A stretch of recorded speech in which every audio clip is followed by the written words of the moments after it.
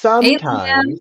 Liam. Hey, Colleen, you said hi first. Hi, Colleen. It's I was because you just were doing thinking, this. And I'm like, does he know we're done? We're ready to go? um, it's just staring off, thinking, like, do I say Mm, hi, Colleen, to start, or do I say what I was thinking? Because it was like the last couple seconds of that video, the yeah. intro video clip. I was thinking we should have party hats and all kinds of things because it's episode number 25 in It's a one big year. deal. It's a It's a big deal, woo. yeah. So there's that, and that's what I was thinking about. Is like should I just start with that, or should I no? And And then I anyways, I jumped in and went, I'm glad you did, and look yeah. where this got us. Yeah. Um, it's episode 25. Hi, Colleen. Hi, Liam. How are you doing?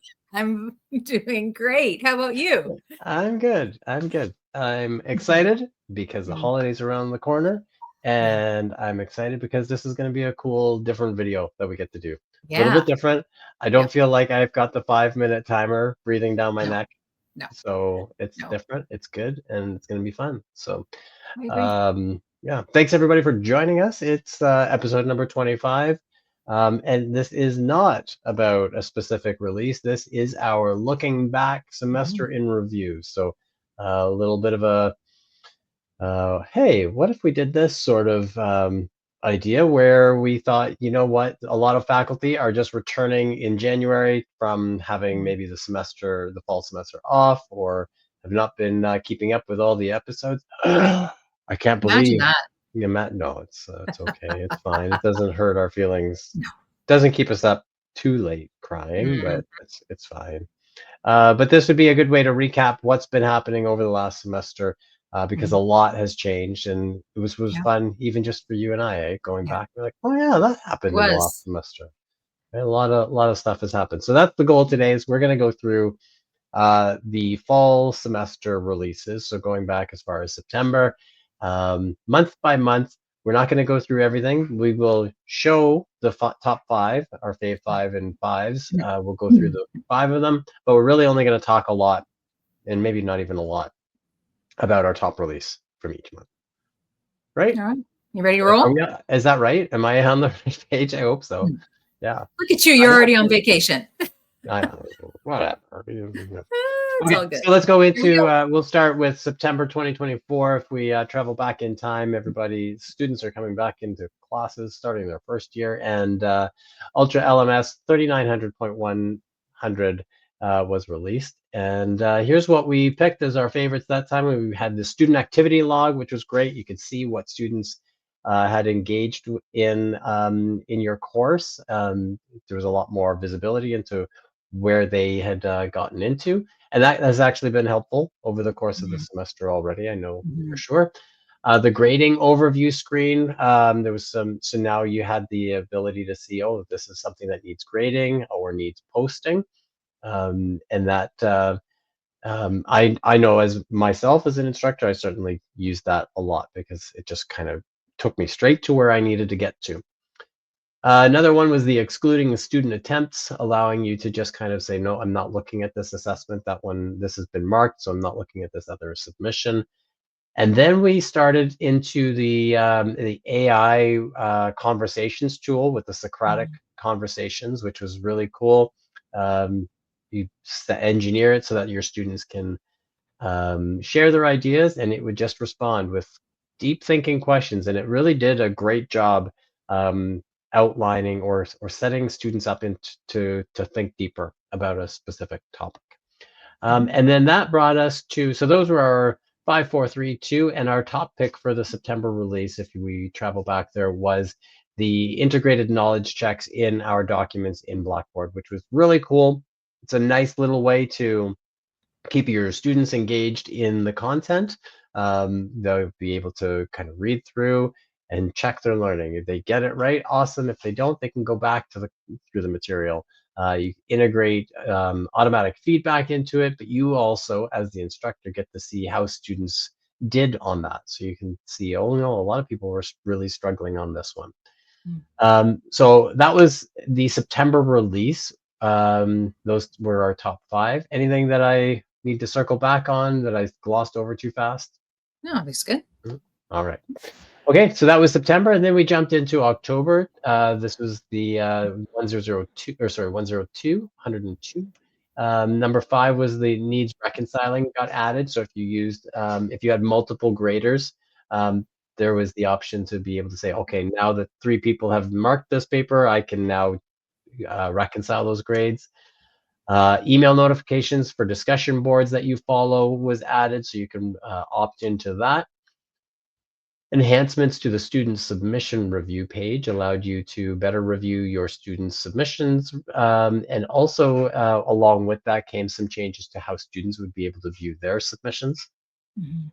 And then course badges, which I think could have been the top pick at that point. But I think from a perspective of usability, not as many people are using the course badges, but we're trying it. Mhm. Uh, a little side project that we're working on. And then so that was that those were our first 4, and then that this is why that wasn't the first one, Yeah. because now you could effective October, you're able to generate question banks from your content in your course. So not generate a test, which we already had access to, but also now you can generate question banks that you could use in multiple assessments. Mhm.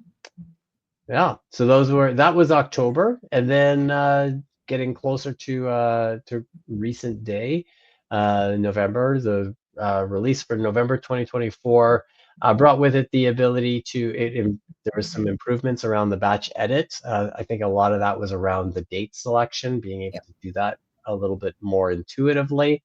Mhm. The video studio brought with it some improvements as well. This one, probably not a big feature for a lot of people, but for a few people, it is a very big feature. So there's a link now for students that is right across the top that allows screen readers, students right away can tab that, and instead of having to navigate through all of the information up at the top, it will just skip down to the content and allow them to navigate through there a lot more intuitively. And then number 2, this was a big one, and if you listened to the November one, I kind of got really excited about this one because we were directly involved in the shaping of this tool, that now we can print tests that have question pools. That was a big release, and now I can't think of I think we can print all of our assessments, right? We Yep. can print Sure tests can. that don't have pools, tests that do have pools, and print assignments, I'm pretty sure. Mhm. Yes. So yeah, we're accommodating students having to do tests in alternative formats as well. And then that brings us to our number 1 pick, and builds on the Socratic questioning, was the role play option now for AI. So, and this one, hey Georgian, February 27th, we're running an event that's really going to lean on this one and help people feel really excited.